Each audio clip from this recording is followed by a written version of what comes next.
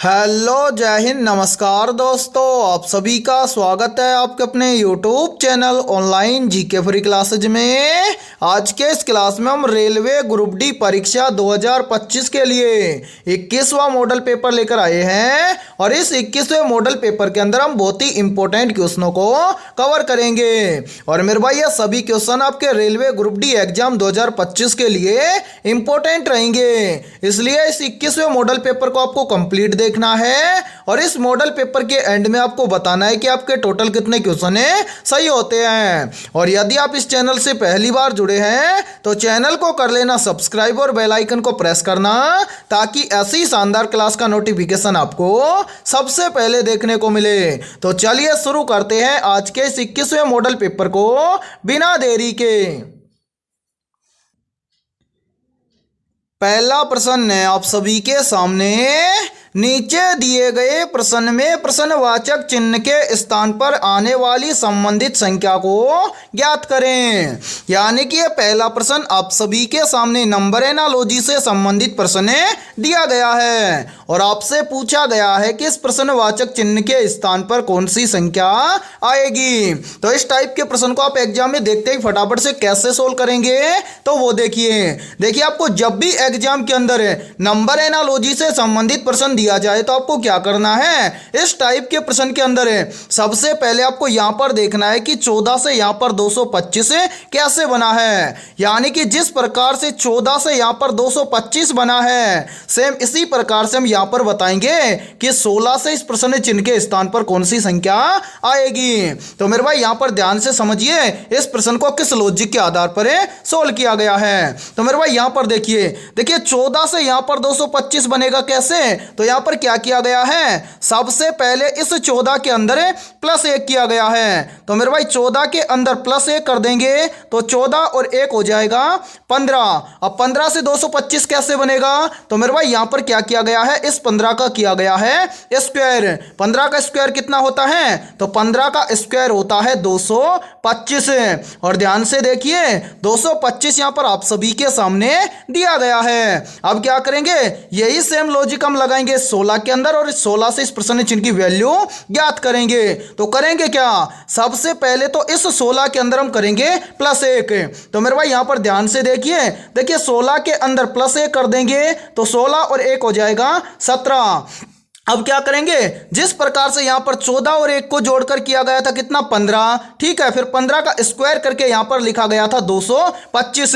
इसी प्रकार से हम क्या करेंगे, 16 के अंदर पहले +1 करेंगे, 16 के अंदर +1 किया तो कितना है 17। अब यहां पर हम कर देंगे 17 का स्क्वायर। 17 का स्क्वायर कितना होता है, तो मेरे भाई 17 का स्क्वायर होता है 289। यानी कि इस प्रश्न चिन्ह के स्थान पर संख्या भरी जाएगी 289। अब हमें देखना है कि संख्या 289 किसी ऑप्शन में है, तो हाँ सर संख्या 289 हमें दी गई है ऑप्शन बी के अंदर है। तो पहले प्रश्न के अंदर ऑप्शन बी हो जाएगा सभी का करेक्ट आंसर है। तो उम्मीद करता हूं कि पहला प्रश्न आपको अच्छे से क्लियर हो गया होगा और जब भी इस टाइप का प्रश्न आपको एग्जाम में दिया जाएगा तो फटाफट से सोल्व कर लेंगे, ठीक है। तो चलिए फिर अगला प्रश्न देखते हैं। दूसरा प्रश्न है आप सभी के सामने, नीचे दिए गए प्रश्न में प्रश्नवाचक चिन्ह के स्थान पर आने वाली संबंधित संख्या को ज्ञात करें। यानी कि दूसरा प्रश्न भी आप सभी के सामने नंबर एनालॉजी से संबंधित प्रश्न दिया गया है और आपसे पूछा गया है कि इस प्रश्नवाचक चिन्ह के स्थान पर कौन सी संख्या आएगी। तो मेरे भाई इस टाइप के प्रश्न को आप एग्जाम में देखते ही फटाफट से कैसे सोल्व करेंगे, तो वो देखिए सॉल्यूशन देखने से पहले आपको क्या करना है, इस क्लास को रोकना है और अपने स्तर से इस प्रश्न को सोल्व करके कमेंट सेक्शन के अंदर कमेंट करके बताना है कि इस प्रश्न चिन्ह के स्थान पर कौन सी संख्या आएगी। तो मैं उम्मीद करता हूं कि आपने इस प्रश्न को जरूर सोल्व किया होगा।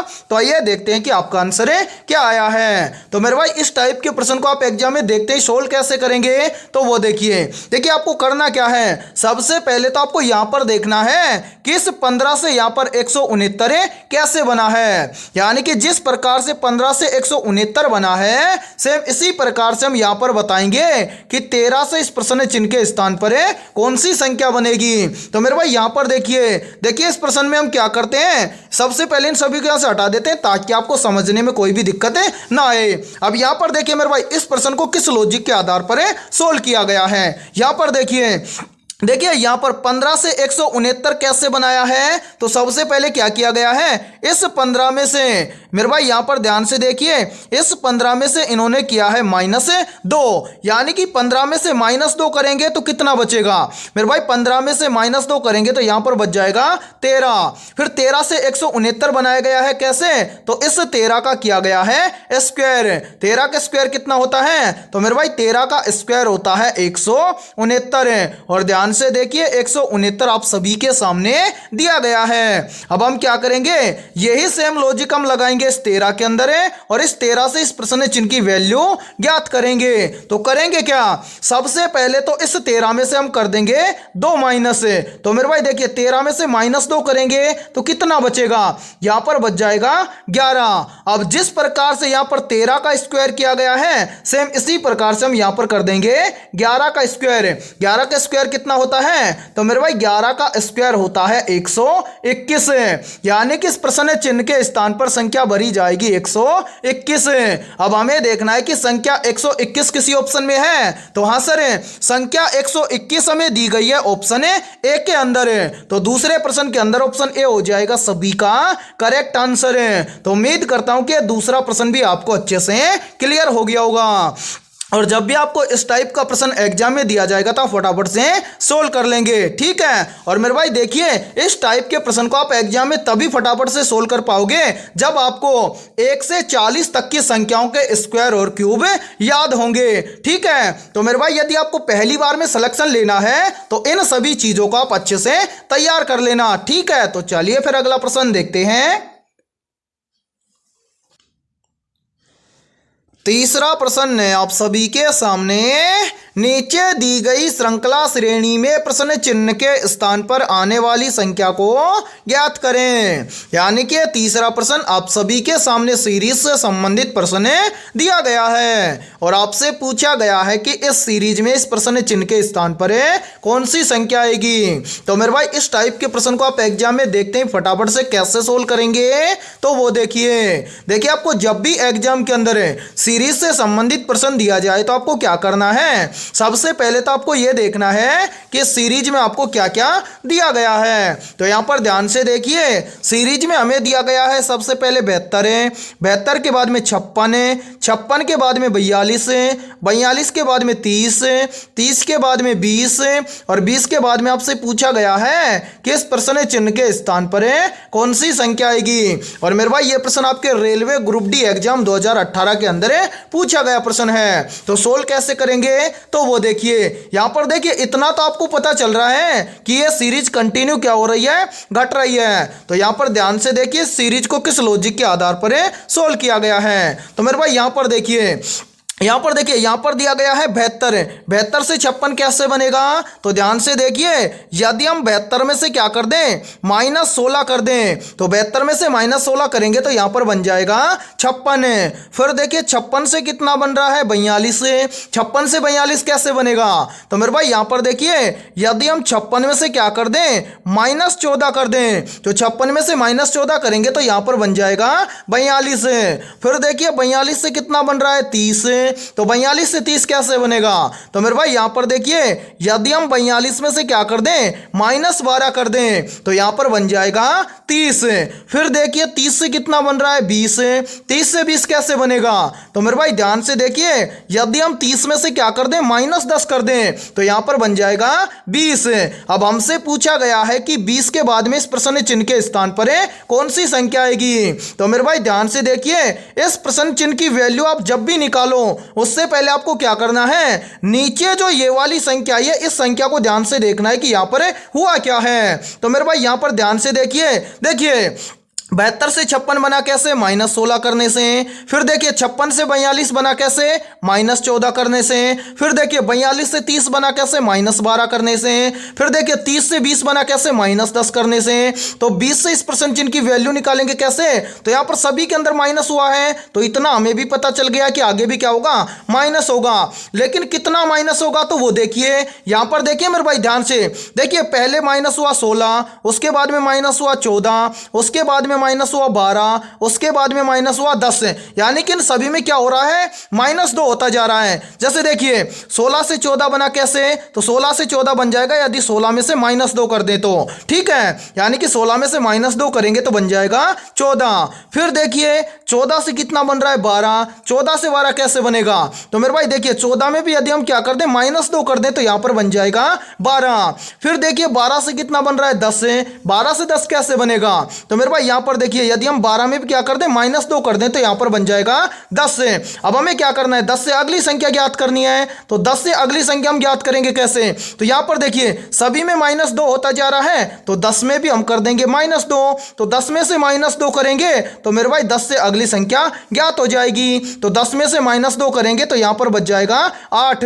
यानी कि यदि हम क्या करें, यानी कि 10 के बाद में माइनस होगा कितना, 8। तो यहां पर देखिए मेरे भाई थोड़ा सा समझिए, यहां पर देखिए इस प्रश्न चिन्ह की वैल्यू ज्ञात हो जाएगी कैसे, यदि हम इस 20 में से क्या करें, इस 8 को घटा दें तो इस प्रश्न चिन्ह की वैल्यू ज्ञात हो जाएगी। तो ध्यान से देखिए 20 में से हमें क्या करना है, -8 करना है। तो 20 में से -8 कर देंगे तो यहां पर बच जाएगा 12। यानी कि इस प्रश्न चिन्ह के स्थान पर संख्या भरी जाएगी 12। अब हमें देखना है कि संख्या 12 किसी ऑप्शन में है, तो हाँ सर संख्या 12 हमें दी गई है ऑप्शन सी के अंदर है। तो तीसरे प्रश्न के अंदर ऑप्शन सी हो जाएगा सभी का करेक्ट आंसर है। तो उम्मीद करता हूं कि तीसरा प्रश्न आपको अच्छे से क्लियर हो गया होगा, और जब भी इस टाइप का प्रश्न आपको एग्जाम में दिया जाएगा तो फटाफट से सोल्व कर लेंगे, ठीक है। और मेरे भाई यहां पर देखिए यदि ये क्लास आपको पसंद आ रही है तो जल्दी से एक बार इस क्लास को लाइक कर दीजिए, और यदि आप इस चैनल से पहली बार जुड़े हैं तो चैनल को कर लेना सब्सक्राइब और बेल आइकन को प्रेस करना,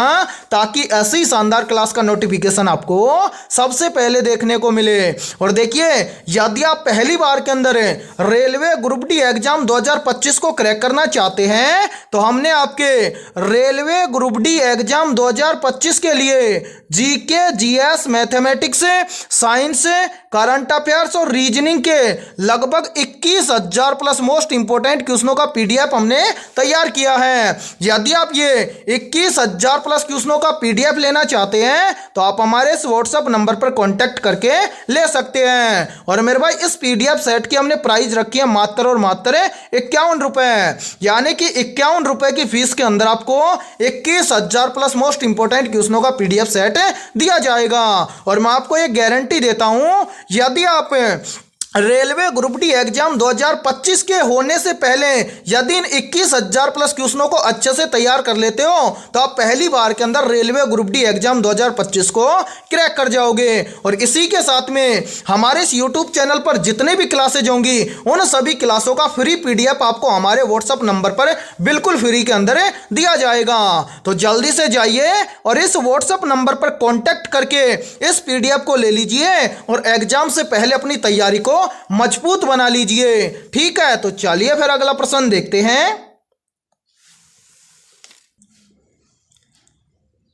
चौथा प्रश्न है आप सभी के सामने, नीचे दी गई श्रृंखला श्रेणी में प्रश्न चिन्ह के स्थान पर आने वाली संख्या को ज्ञात करें। यानी कि चौथा प्रश्न आप सभी के सामने सीरीज से संबंधित प्रश्न दिया गया है और आपसे पूछा गया है कि इस सीरीज में इस प्रश्न चिन्ह के स्थान पर कौन सी संख्या आएगी।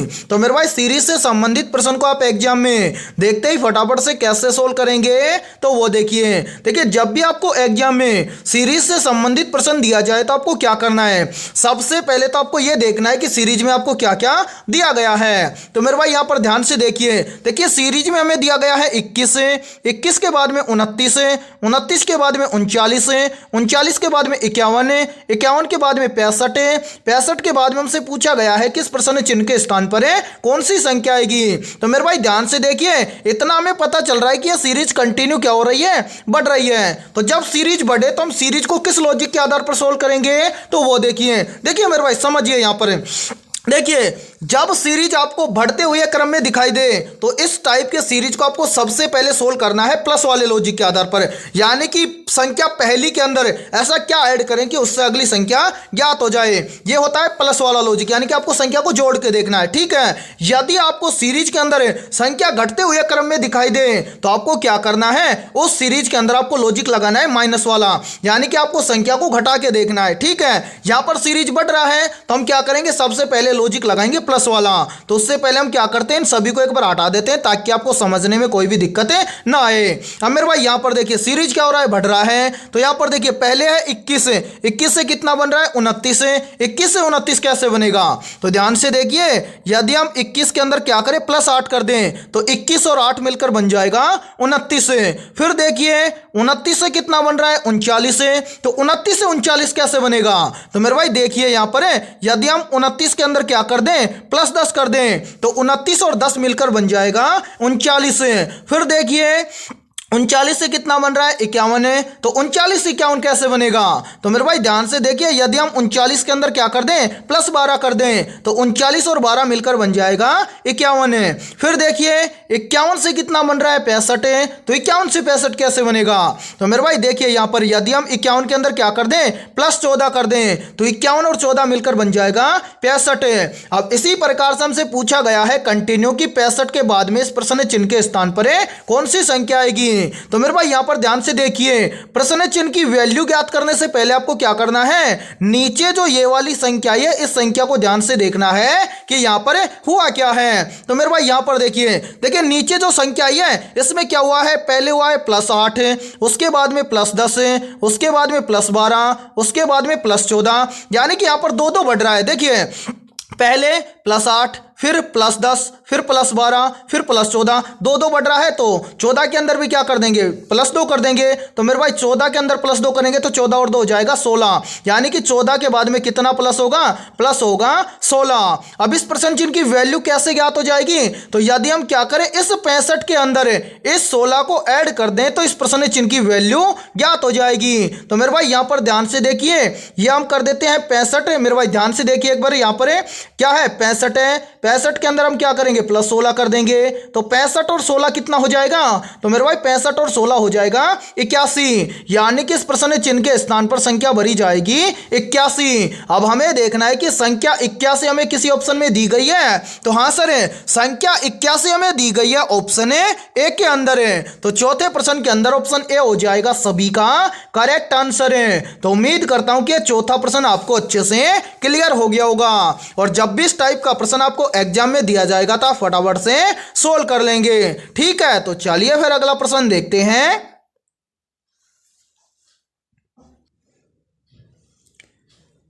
पांचवा प्रश्न है आप सभी के सामने, नीचे दिए गए प्रश्न में प्रश्नवाचक चिन्ह के स्थान पर आने वाली संबंधित संख्या को ज्ञात करें। यानी कि पांचवा प्रश्न आप सभी के सामने नंबर एनालॉजी से संबंधित प्रश्न दिया गया है और आपसे पूछा गया है कि इस प्रश्न चिन्ह के स्थान पर कौन सी संख्या आएगी। तो मेरे भाई इस टाइप के प्रश्न को आप एग्जाम में सोल्व कैसे करेंगे, तो वो देखिए नंबर एनालॉजी से संबंधित प्रश्न को हम दो तरीके से सोल्व कर सकते हैं। कैसे, देखिए पहला तरीका होता है हमारा क्या, सबसे पहले हमें यहां पर देखना होता है कि 20 से यहां पर 11 कैसे बना है। जिस प्रकार से 20 से 11 बना है उसी प्रकार से हम यहां पर बताएंगे कि 102 से इस प्रश्न चिन्ह के स्थान पर कौन सी संख्या आएगी।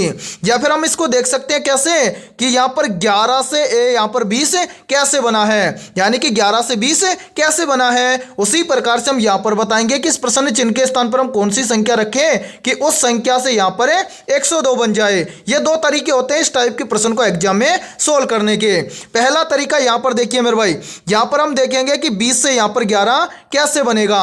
तो देखिए 90% स्टूडेंट यहां पर बोलेंगे कि सर 20 से 11 बन जाएगा कैसे।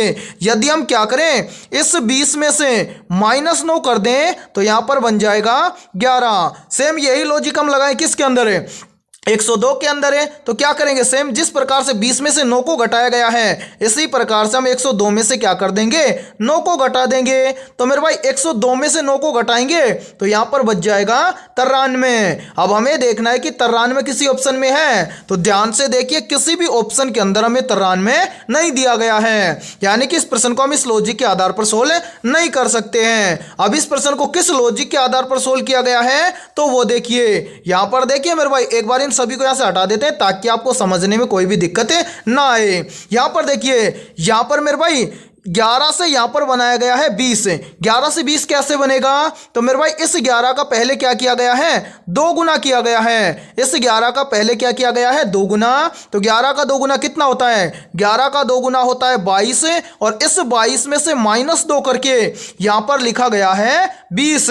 और ध्यान से देखिए 20 यहां पर आप सभी के सामने दिया गया है। अब क्या करेंगे, यही सेम लॉजिक लगाएंगे हम। यहां पर क्या करेंगे, इस प्रश्न चिन्ह के स्थान पर हम कौन सी संख्या रखें कि उस संख्या का पहले हम 2 गुना कर दें और जो संख्या है उसमें से -2 कर दें, तो यहां पर 102 आ जाए। तो मेरे भाई ऐसी कंडीशन में हम क्या करेंगे, ऑप्शंस का सहारा लेंगे। तो यहां पर इस प्रश्न चिन्ह के स्थान पर हम कौन सी संख्या रखेंगे, तो मेरे भाई देखिए यहां पर हम आपका टाइम वेस्ट करेंगे नहीं, क्योंकि इस प्रकार से हम क्या करेंगे, एक एक ऑप्शन को चेक करेंगे, लेकिन यहां पर हम क्या करेंगे, ऑप्शन सी को चूज करेंगे। क्यों, क्योंकि यहां पर मेरे भाई ध्यान से देखिए यदि हम 52 का पहले क्या कर दें, 2 गुना कर दें, तो 52 का 2 गुना कितना होता है, तो आप सभी को पता है कि 52 का 2 गुना होता है 104। ठीक है मेरे भाई, फिर देखिए 104 में से यदि हम -2 कर देंगे तो यहां पर बच जाएगा 102। और ध्यान से देखिए 102 यहां पर आप सभी के सामने दिया गया है। तो मैं उम्मीद करता हूं कि 5वां प्रश्न भी आपको अच्छे से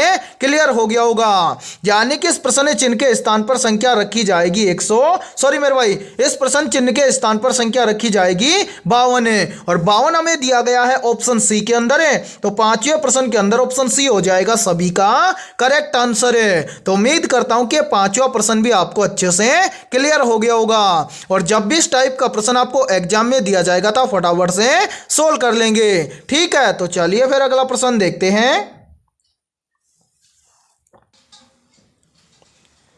छठा प्रश्न है आप सभी के सामने, सत्यमेव जयते कहां से लिया गया है। ऑप्शन ए भगवत गीता से, ऑप्शन बी है ऋग्वेद से, ऑप्शन सी है मुंडक उपनिषद से, और ऑप्शन डी है महाभारत से।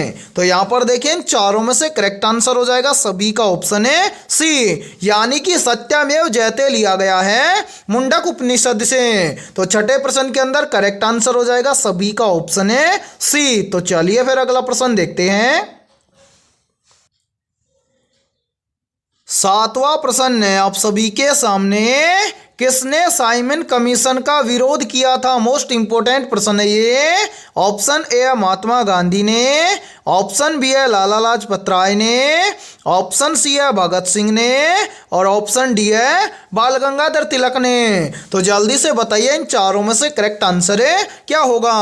प्रश्न पूछा गया है कि किसने साइमन कमीशन का विरोध किया था। तो यहां पर देखिए इन चारों में से करेक्ट आंसर हो जाएगा सभी का ऑप्शन है बी, यानी कि लाला लाजपत राय ने साइमन कमीशन का विरोध किया था। तो 7वें प्रश्न के अंदर करेक्ट आंसर हो जाएगा सभी का ऑप्शन है बी। तो चलिए फिर अगला प्रश्न देखते हैं। 8वां प्रश्न है आप सभी के सामने, भारत का पहला आईआईटी कॉलेज कहां स्थापित किया गया था। ऑप्शन ए है कानपुर में, ऑप्शन बी है दिल्ली में, ऑप्शन सी है खड़गपुर में, और ऑप्शन डी है मुंबई में। तो यहां पर देखिए इन चारों में से करेक्ट आंसर हो जाएगा सभी का ऑप्शन है सी, यानी कि भारत का पहला आईआईटी कॉलेज स्थापित किया गया था खड़गपुर में। तो 8वें प्रश्न के अंदर करेक्ट आंसर हो जाएगा सभी का ऑप्शन है सी। तो चलिए फिर अगला प्रश्न देखते हैं। 9वां प्रश्न है आप सभी के सामने, बंगाल का विभाजन कब हुआ था। ऑप्शन ए है 1901 में, ऑप्शन बी है 1905 में, ऑप्शन सी है 1911 में और ऑप्शन डी है 1920 में। तो यहां पर देखिए इन चारों में से करेक्ट आंसर हो जाएगा सभी का ऑप्शन है बी, यानी कि बंगाल का विभाजन हुआ था 1905 में। तो सभी का करेक्ट आंसर हो जाएगा 9वें प्रश्न के अंदर ऑप्शन है बी। तो चलिए फिर अगला प्रश्न देखते हैं। 10वां प्रश्न है आप सभी के सामने, संविधान सभा का गठन कब हुआ था? या फिर देखिए इस प्रश्न को एग्जाम में ऐसे भी पूछ लिया जाता है कि भारतीय संविधान सभा का गठन कब हुआ था। ऑप्शन ए है 1942 में, ऑप्शन बी है 1946 में, ऑप्शन सी है 1947 में और ऑप्शन डी है 1950 में। तो जल्दी से बताइए इन चारों में से करेक्ट आंसर क्या होगा। मेरे भाई आपसे पूछा गया है कि संविधान सभा का गठन कब हुआ था। तो यहां पर देखिए इन चारों में से करेक्ट आंसर हो जाएगा सभी का ऑप्शन है बी, यानी कि भारतीय संविधान सभा का गठन हुआ था 1946 में। तो 10वें प्रश्न के अंदर करेक्ट आंसर हो जाएगा सभी का ऑप्शन है बी। तो चलिए फिर अगला प्रश्न देखते हैं। 11वां प्रश्न है आप सभी के सामने, गांधी इरविन समझौता कब हुआ था? ऑप्शन ए है 1928 में, ऑप्शन बी है 1930 में, ऑप्शन सी है 1931 में और ऑप्शन डी है 1935 में। तो यहां पर देखिए इन चारों में से करेक्ट आंसर हो जाएगा सभी का ऑप्शन है सी, यानी कि गांधी इरविन समझौता हुआ था 1931 में। तो 11वें प्रश्न के अंदर करेक्ट आंसर हो जाएगा सभी का ऑप्शन है सी। और मेरे भाई मोस्ट इंपोर्टेंट प्रश्न है, चाहे तो आप इस प्रश्न का स्क्रीनशॉट भी ले सकते हैं। और देखिए यदि ये क्लास आपको पसंद आ रही है तो जल्दी से एक बार इस क्लास को लाइक कर दीजिए, और यदि आप इस चैनल से पहली बार जुड़े हैं तो चैनल को कर लेना सब्सक्राइब और बेल आइकन को प्रेस करना, ताकि ऐसी शानदार क्लास का नोटिफिकेशन आपको सबसे पहले देखने को मिले। और मेरे भाई इस क्लास के अंदर आपको एंड तक बने रहना है, क्योंकि इस क्लास के अंदर बहुत ही इंपॉर्टेंट क्वेश्चन होने वाले हैं। और ये सभी क्वेश्चन आपके रेलवे ग्रुप डी एग्जाम 2025 के लिए इंपॉर्टेंट रहेंगे। इसलिए आपको क्या करना है, इस क्लास के अंदर एंड तक बने रहना है, और क्लास के एंड में आपको बताना है कि आपके टोटल कितने क्वेश्चन सही होते हैं। और आपके जितने भी दोस्त रेलवे ग्रुप डी एग्जाम 2025 की तैयारी कर रहे हैं तो उनके पास भी इस क्लास को ज्यादा से ज्यादा शेयर करें, ठीक है। तो चलिए फिर अगला प्रश्न देखते हैं। 12वां प्रश्न है आप सभी के सामने, विश्व का सबसे ऊंचा जलप्रपात कौन सा है? तो मेरे भाई यहां पर देखिए इन चारों में से करेक्ट आंसर हो जाएगा सभी का ऑप्शन है बी, यानी कि विश्व का सबसे ऊंचा जलप्रपात है एंजल जलप्रपात। तो 12वें प्रश्न के अंदर करेक्ट आंसर हो जाएगा सभी का ऑप्शन है बी। और मेरे भाई देखिए यदि आपको किसी भी क्वेश्चन में कोई भी डाउट हो तो आप कमेंट सेक्शन के अंदर पूछ सकते हैं, ठीक है। तो चलिए फिर अगला प्रश्न देखते हैं।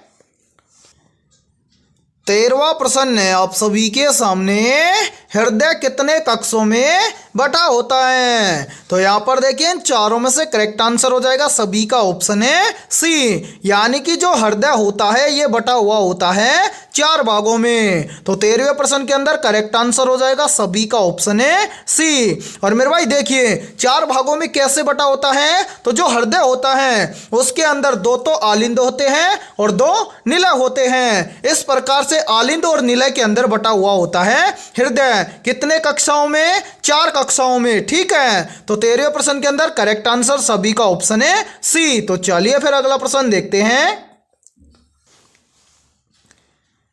14वां प्रश्न है आप सभी के सामने, कोशिका का पावर हाउस किसे कहा जाता है? ऑप्शन ए है माइटोकॉन्ड्रिया को, ऑप्शन बी है गोल्जी बॉडी को, ऑप्शन सी है लाइसोसोम को और ऑप्शन डी है राइबोसोम को। तो जल्दी से बताइए इन चारों में से करेक्ट आंसर क्या होगा।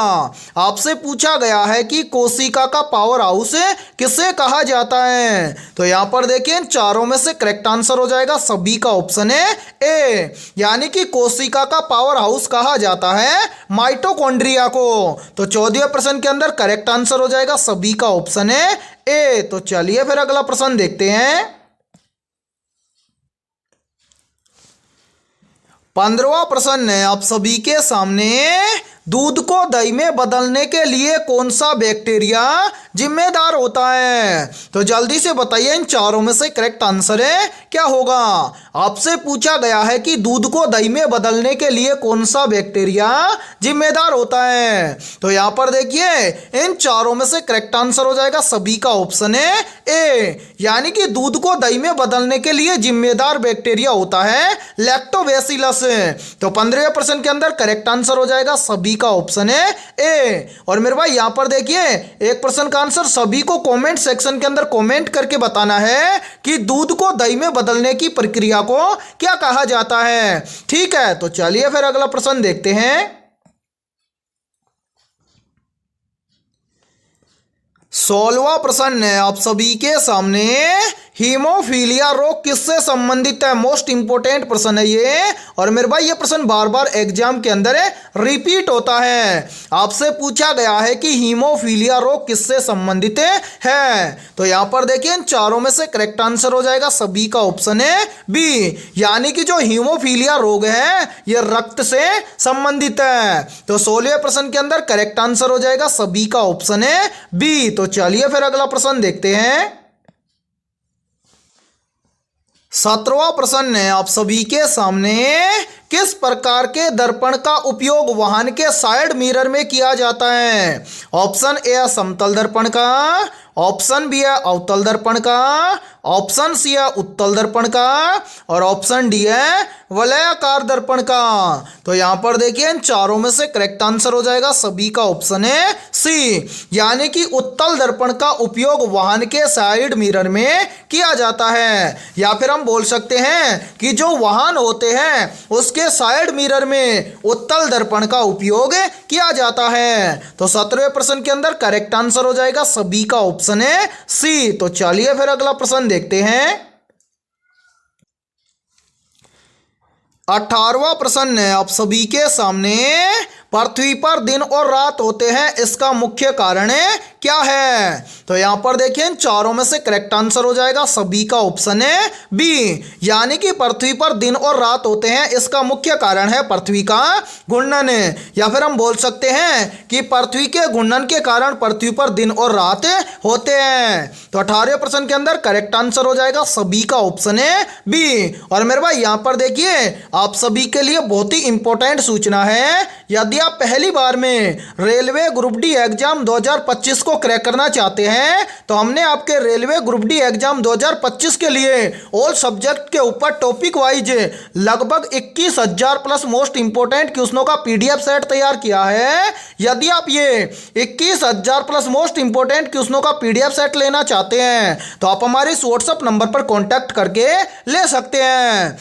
व्हाट्सएप नंबर है 7374826893। ये हमारा व्हाट्सएप नंबर है। इस व्हाट्सएप नंबर पर आप कांटेक्ट करके इस पीडीएफ को ले सकते हैं। और मेरे भाई इस पीडीएफ की प्राइस हमने रखी है मात्र और मात्र 51 रुपए, यानी कि 51 रुपए की फीस के अंदर आपको रेलवे ग्रुप डी एग्जाम के ऑल सब्जेक्ट के 21,000 प्लस मोस्ट इंपोर्टेंट क्वेश्चनों का पीडीएफ सेट दिया जाएगा। और मेरे भाई मैं आपको ये गारंटी देता हूं, यदि आप रेलवे ग्रुप डी के एग्जाम से पहले इन 21,000 प्लस क्वेश्चनों को अच्छे से तैयार कर लेते हो तो आप पहली बार के अंदर रेलवे ग्रुप डी एग्जाम 2025 को क्रैक कर जाओगे। तो जल्दी से जाइए और इस व्हाट्सएप नंबर पर आप कांटेक्ट करके इस पीडीएफ को ले सकते हैं और एग्जाम से पहले अपनी तैयारी को मजबूत बना सकते हैं। ठीक है, तो चलिए फिर अगला प्रश्न देखते हैं।